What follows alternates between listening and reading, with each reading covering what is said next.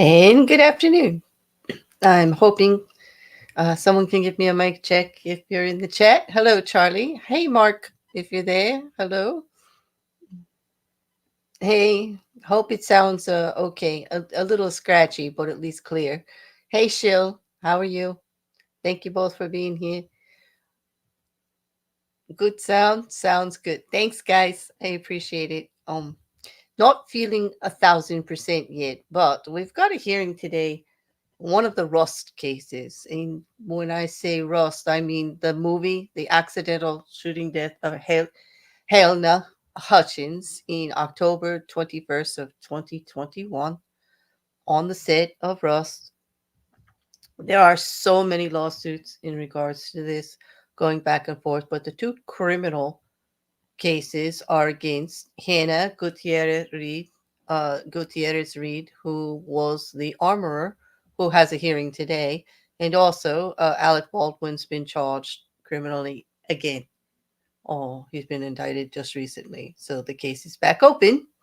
I'm going to go over all of the cases, including some of the civil suits, who's suing who and who settled with who, and there's already a guilty plea. Or one other semi criminal case, I would say, was already settled in the beginning. And we'll go over all of that later tonight, hopefully. But today, just about Hannah Gutierrez. This is coming out of New Mexico. She's been charged with involuntary manslaughter as being in charge of the armorer on the set. She's responsible for all of the prop guns and ammunition, who gets hired to do what, the training,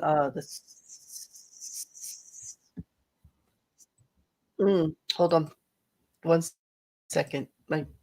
That just popped. I'm sorry about the echo there for a second. All right. Hopefully you don't have it anymore. Okay. Hey, Crazy Cat. Nice to see you. Um, and being responsible for all of that. She's also 26 years old. Admits to only having 2 months actual physical experience in the job prior to getting the job on Rust. She is the daughter of a very well-known uh, armorer in the industry, Theo Reed. She admits to having knowing everything she knows through her father.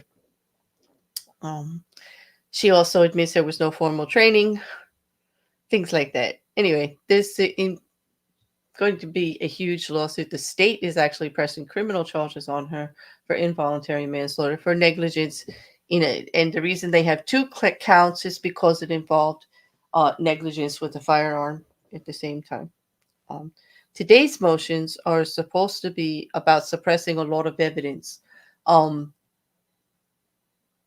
the biggest one is there's a motion to dismiss on the table because there was a leak of what is claimed to be a leak of confidential client uh, attorney communications between the defendant Hannah and her attorney, that with prosecution turned over to a witness in the case. Not only a witness in the case, but a key witness, Mr. Sweeney, is alleged. And also, he is also being sued by Gutierrez, also privately. So this is like a big deal because they were private communication, alleged private communications. This is what the motion said. So I'm wondering if that's going to be addressed in this hearing too.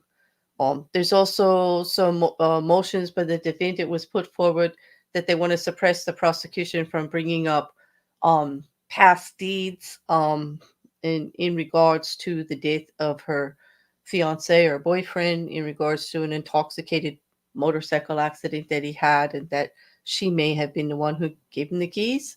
Um, they don't want them to be able to use information like that because it's prejudicial. So there's a motion for that on the floor.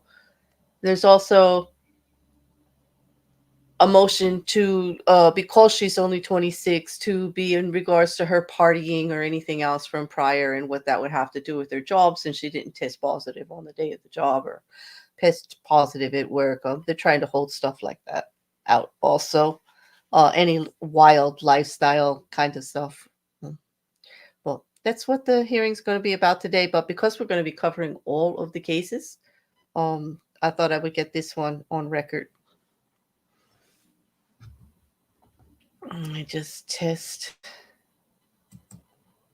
Yeah, they'll be bringing it up. The New Mexico courts does it live right from their courtroom. Um, uh, this trial is actually supposed to be, I believe, in May. It's coming up soon, actually, the trial for Gutierrez. So um, it's going to be pretty soon, but it's been delayed like many times. It was supposed to go off last spring, and it got delayed. Also, the charges, that's when the first charges against Alec Baldwin got dropped. We're talking only the criminal allegations that they're making. The civil lawsuits, there are so many. It's going to take quite a while tonight. Yeah. Yeah, I wasn't going to do too much banner today, like with the court going on, but I'll put it on for a little bit right now. But I don't think when the court's playing, I'm going to have it on. Hi, Craven. Yeah. Court porn. Hopefully not, Mark. Hopefully not. Okay.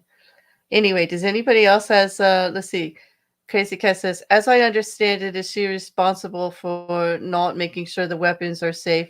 Yes. And yes, she is, but there's many people involved, which when we go over everything tonight, it'll become more clear. But there's so many people involved. But yes, she does have to make sure that things are safe. She was the one who brought a live weapon to be used as a prop. Yeah, instead of like a prop, like a regular. This was a real gun. Yep.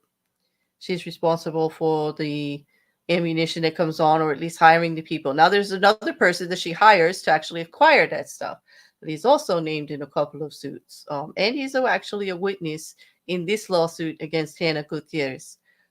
His last name is Sweeney. He was responsible. He actually purchased the weapon and brought it, and actually was responsible for all of the ammunition on the set. There is so much. There's so much to this one. The more that it does sound very negligent. There's so many people involved. Rocket Couch, I would have to agree with you there, but it gets very it's like a big tangled web. When I go through everything with you guys, you'll see. Um, that's why I wanted to follow. The part that I'm interested in today's hearing is the fact about the a private communications that were released. This could be a big problem for the prosecution, and it could get like something this big could or could not get a case dismissed. It's pretty confidential what you talk about with your attorney back and forth, and they're not supposed to release that.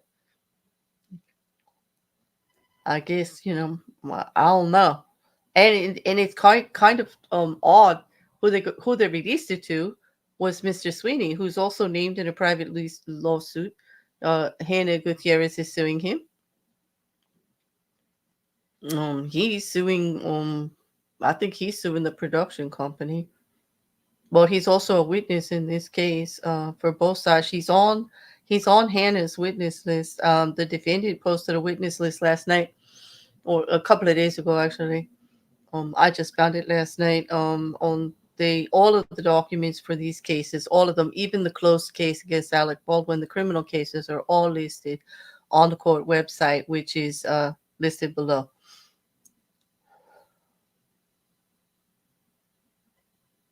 In the description.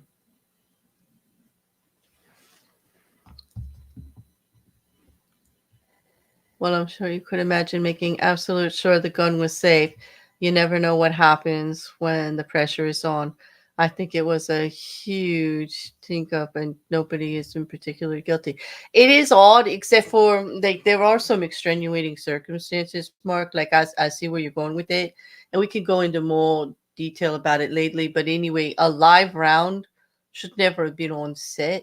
Like there's so many people responsible for that. And I think part of the problem is people actually taking responsibility for not double checking and owning up, and putting in their guilty pleas and settling, however they have to settle. And then those that just think like it's all everybody else's fault. All right, hold on. All right, good afternoon. The matter I'm calling is D101CR202340, State of New Mexico versus Hannah Gutierrez Reed. Parties state their name. Good afternoon, Your Honor. Carrie Morrissey on behalf of the State of New Mexico. Good afternoon, Your Honor. Jason Bowles and Todd Bullion are here, and so is Ms. Gutierrez-Reed. All right, very good. All right, so we have 3 motions before the court today. Your Honor, if I can just make a record with regard to one of them in terms of timeliness. Sure. And I want to be clear, court not hearing ever and just today. You did the notice take a long time, so I will let. Okay, in terms of the response to my motion in limine to exclude the OSHA report, Mr. Bowles filed this yesterday. He didn't email it to me, so I got his response over just standard Odyssey notification 2 hours ago. So I am not prepared to argue that. If he had emailed me his response yesterday, I would be prepared to do that, but I can't do that with just 2 hours. All right, that's your motion on OSHB. Correct. All right, so we have 3 motions that we're going to hear later. I'll address maybe more, but we'll address those. So today's 2. Did you wish to do a response, Mr. Bowles, on that? On Ms. Morrissey's comments? Yes.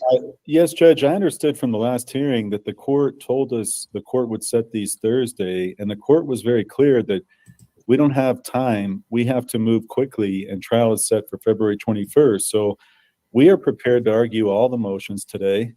We're prepared to argue the ones the state hasn't responded to, and we thought that's what the court had ordered the last hearing. So we're ready.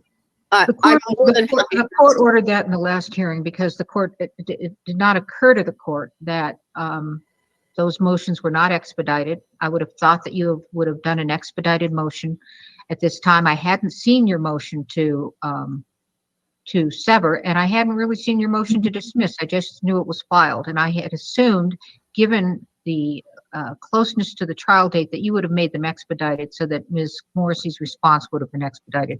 But you did not, and under the rule 1-125-120, she gets to respond within the appropriate time. I will address those at the end. I don't want to address them up front. I'm giving you a time frame within which to do those motions. Now, with respect to the motion limine for OSHA, yes, I said we are going to do all these motions on today, but you cannot be filing a response and getting her the motion in the morning. So we're not going to hear that today. All right, so let's do those 2 motions that we are going to hear today, and those are the ones that were filed by you on the 16th and which the state did respond to. So you can take them in either order. They were filed on the same day. Mr.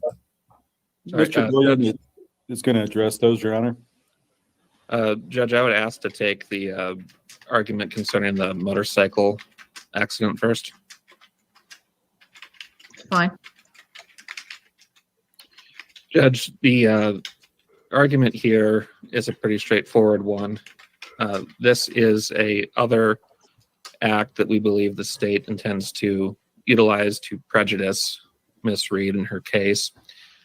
In the government's response, they indicated that they were not going to use this in their case in chief, but they may try to utilize the evidence if the door was opened. They didn't advise as to how any type of door would be opened, but they said we may use it in that fashion. There is a case I provided the court. I need to interrupt for one moment. Mr. Bowles, pursuant to the Supreme Court order, you need to be on video during the hearing. Thank you.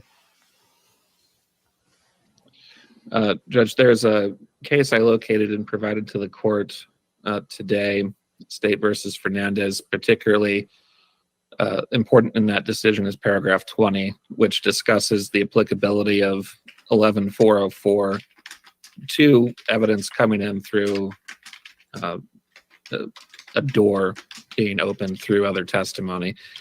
The government hasn't addressed the applicability of 404 to this to this evidence at all, and they don't get to dodge the question by saying, well, it may come up if it's relevant through opening the door. And that case, which is a Supreme Court case, is crystal clear that 11404 analysis is still done on other evidence or information that's going to be presented through a so-called opening of the door. And under 404, the government has to provide specific reasons as to why the evidence would be allowed, which they've not done. Furthermore, Judge, if I could share my screen.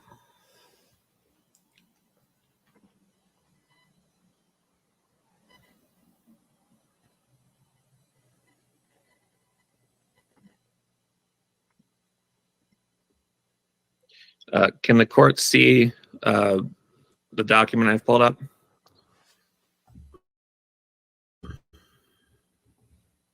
Yes.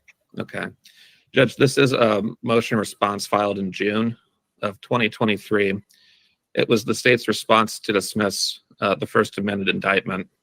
And on pages 17 and 18 of that document, the government referenced this motorcycle accident and said, Ms. Gutierrez has previously been sued for providing the keys to her motorcycle to an intoxicated person. Witnesses in the current case will testify that Ms. Gutierrez was drinking heavily and smoking. It is, and then they go on to say it is likely that defendant Gutierrez was hungover when she inserted a live bullet into a gun. And they go on to say that she has a history of reckless conduct that results in the loss of human life. So, Judge, that by definition is a propensity argument, and they stated their intention to make that argument over 7 months ago.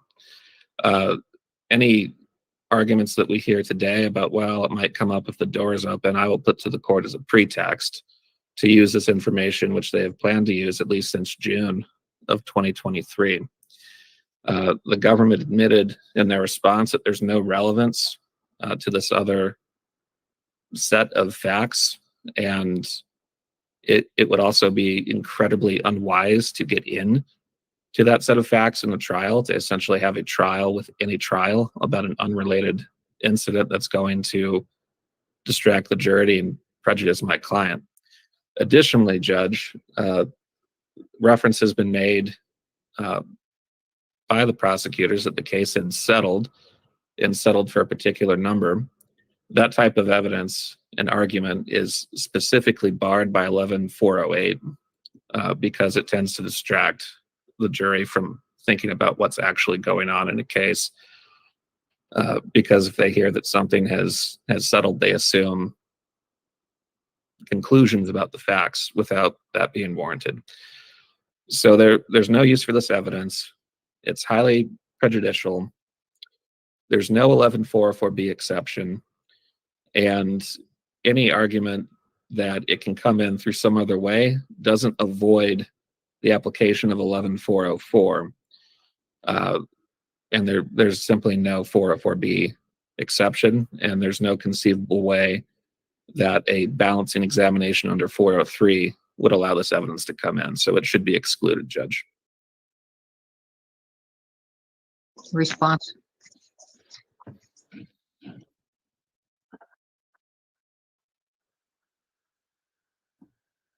Sorry. Your Honor, the problem with the motion in limine is we don't know whether this is going to be relevant until Ms. Gutierrez is on the witness stand.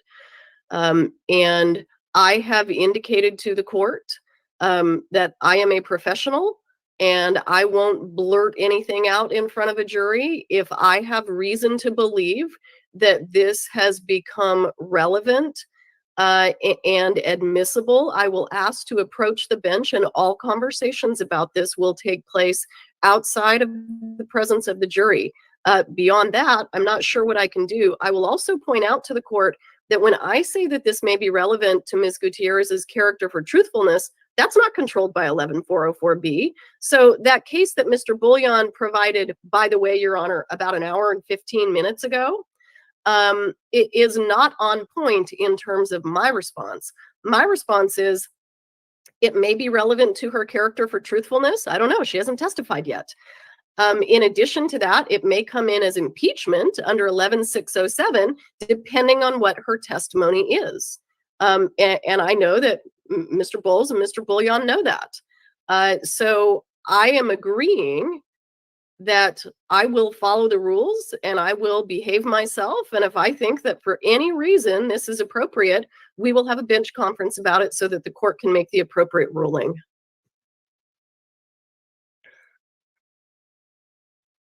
Any reply?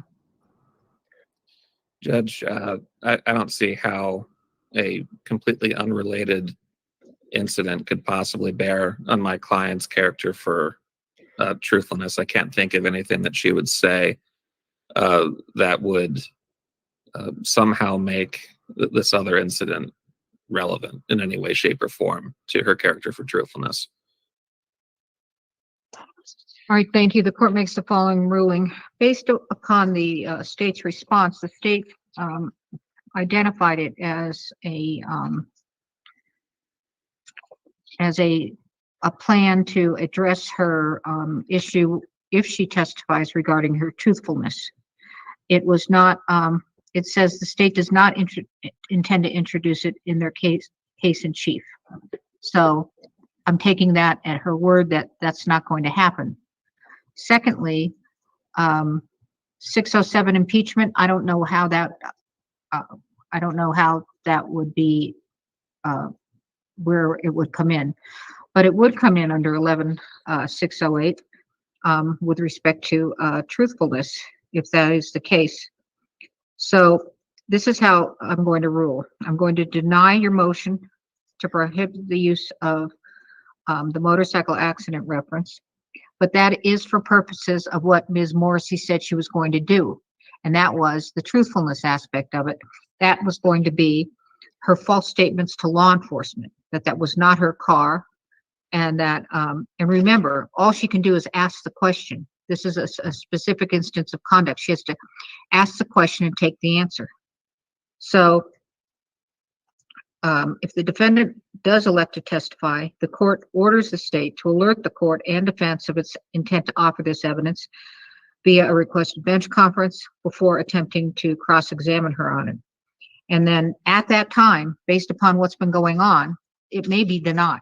But at this point, I sense that it should be allowed for purposes of the truthfulness or untruthfulness.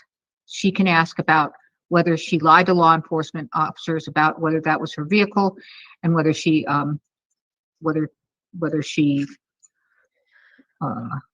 talked about the insurance payment. I'll have to get into the specifics on the proffer on that. But in any event, that's where we are today on the 11608. So please prepare an order on that, Ms. Morrissey, with the very specific crafting that I have allowed to do. Yes, Your Honor. Mr. Bullion?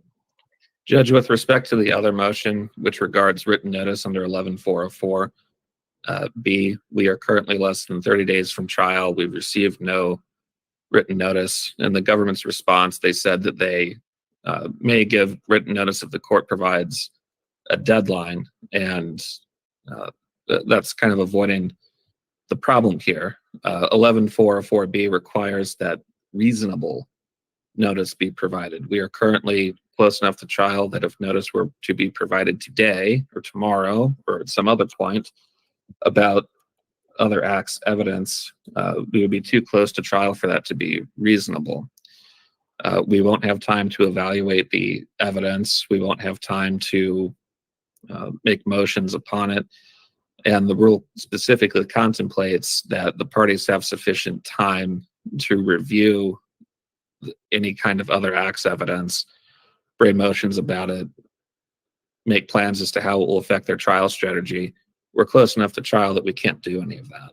So we're asking for a prohibition on any 11404B evidence, Judge. Ms. Morrissey? Well, Your Honor, I think a prohibition would have been appropriate if the defense had simply filed a motion asking the court to set a deadline for 404B notice. In absence of a deadline for 404B notice, the rule controls, and the rule says prior to trial. The rule does not support Mr. Bullion's arguments this morning. If the court wants to set a deadline, I will happily adhere to that deadline.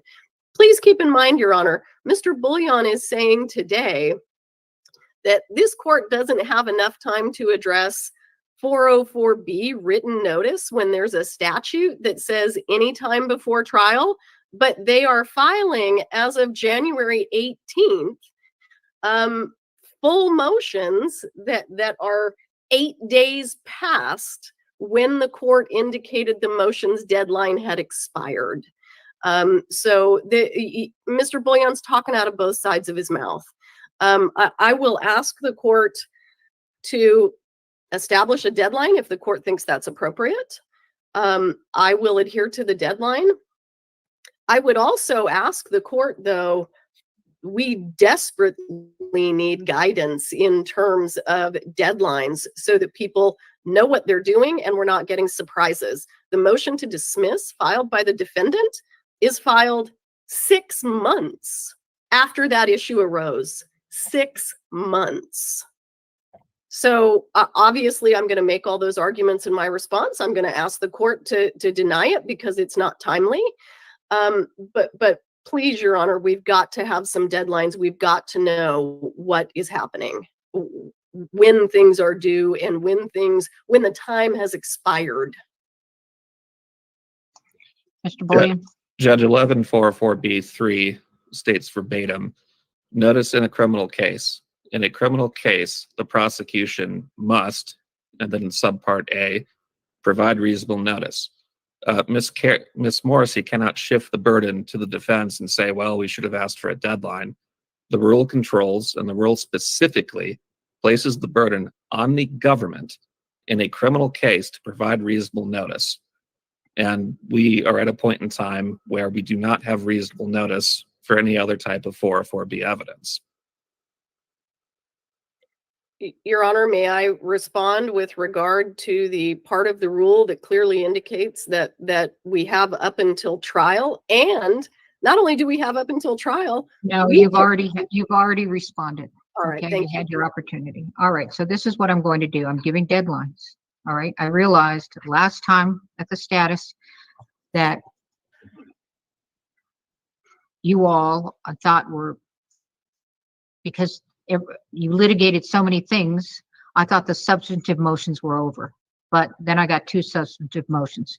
Motions in limine, I take up just before trial, but you know, it's getting to the point where I might see more than I had bargained for, so to speak. So here are your deadlines. The state has 2 motions to respond to. That's defendant's motion to sever and to exclude mention of other alleged bad acts. Which one is that? Your Honor, I think the 2 motions I need to respond to are the motion to sever and also the motion to dismiss, or in the alternative, motion to That's it, motion to dismiss. Okay, motion to dismiss. All right. So your deadline for your motion to sever and your and to exclude mention of other alleged bad acts is by Wednesday. But did you already respond to the alleged bad acts? You did. Okay, so this is what, okay, I'm sorry. You have until then. January 31st is your deadline, the motion to sever. February 2nd is your deadline on the motion for dismissal.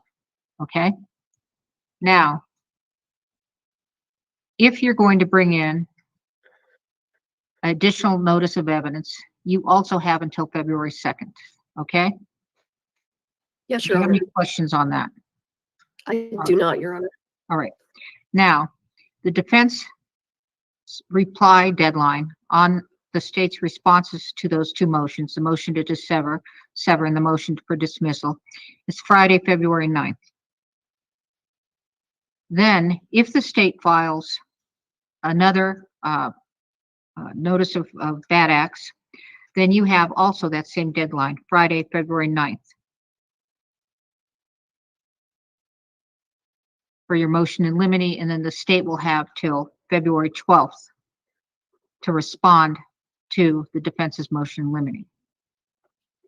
All pending motions are going to be heard on February 14th, beginning at 1 o'clock. So that will be the 2 pending motions.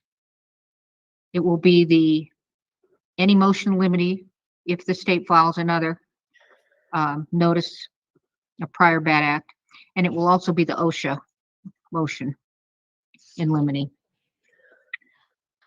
There are no more motions in limine allowed, and there are no more substantive motions allowed. The only motion in limine that will be allowed is the one I just accepted, and that is if the state files a prior bad act notice and you all wish to do a motion in limine. Do I need to run through those dates at all? Not on behalf of the state, Your Honor. No, Your Honor. Okay.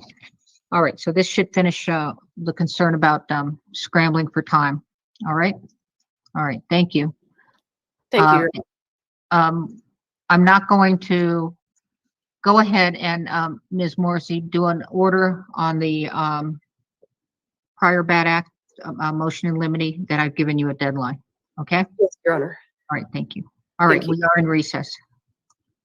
Thank you.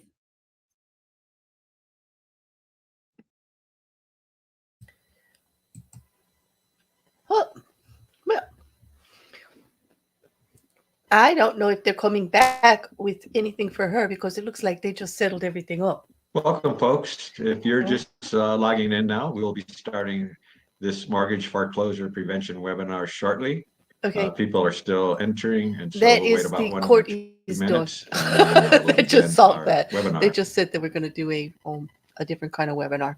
So I'm going to be back tonight with a lot more in regards to a lot of the Rust cases, not just this one.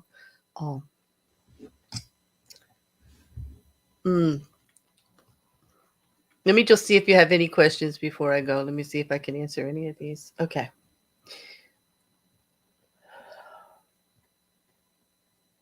Yes, Mandy. Mandy's right about the 11404. 404 is always character. Kind of like character kind of evidence. It's also evidence that could be considered very prejudicial, which is why they often want to keep it out. And they have to have a good reason for bringing it in. Now, as she said, one of the best reasons is for keeping the testimony truthful and to be used for impeachment. In other words, if she says that she's never lied to law enforcement and they have this evidence that it's on record that she lied to law enforcement in regards to this accident during the time, well, that's what they're talking about, keeping her honest and asking questions. Yeah, I know. Did you hear that, Mandy? It was going to be some mortgage thing. I just turned it real quick. But anyway, I'm glad that so many of you are interested in the Rust cases the way I was. There's a lot going on here legally that's got me intrigued.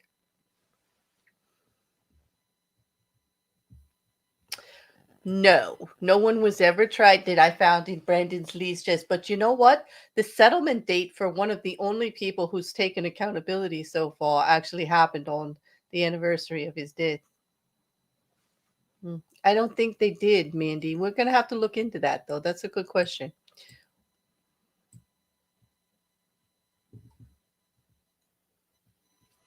Oh, it's not dumb. There's no dumb questions.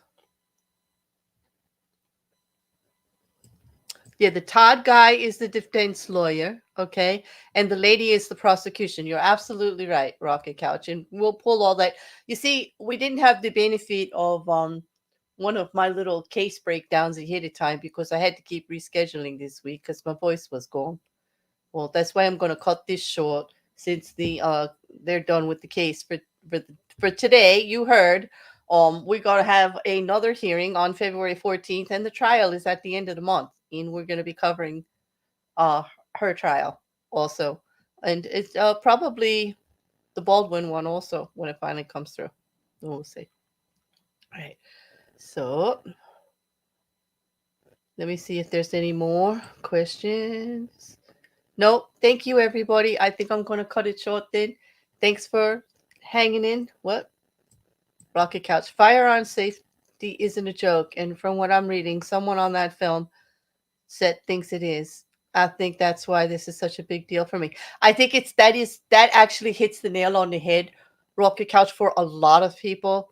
Myself included. There were so many people that could have prevented this from happening, and everybody fell down on the job. But it shouldn't have happened anyway. There should have never. It never been live ammunition on the set. This just exposes so much of how we think we have all these things in place to protect people, and actually how some people just don't take it seriously. You're right. When I tell you the requirements and everything, you're going to be like, you guys are going to be horrified tonight a little bit, I think. But it's a bigger issue. There's a lot of issues in regards to this. It's not just about, guns bad, this, that. It's not that at all. It's about people taking accountability. And I think it's inciting riot amongst a lot of people, why they're so angry. Some of them are just not, just trying to take the easy way out, like I'm pointing the fingers at everybody else. But anyway, we're gonna go through the whole tangled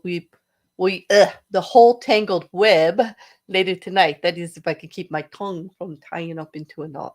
But yeah, it's negligence, Mandy, for sure. There's a lot of it going on, and it's just all the finger pointing is absolutely frustrating.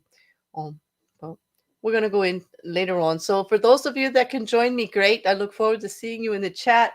I'm looking at 7 o'clock tonight, in about 3.5 hours. And for those of you that can't, of course, we'll have it on the playlist. It'll be easy to find because I put the Rust cases. I'm going to make them their own playlist, so they're easy to track on. For those of you that are members and in the Discord, there is a room on the Rust cases if you want to brush up. There's some articles and things like that. Stuff we'll be going over later on tonight. But I'm going to try to break it down the best that I can from A to Z. All right. I'll talk to you all later.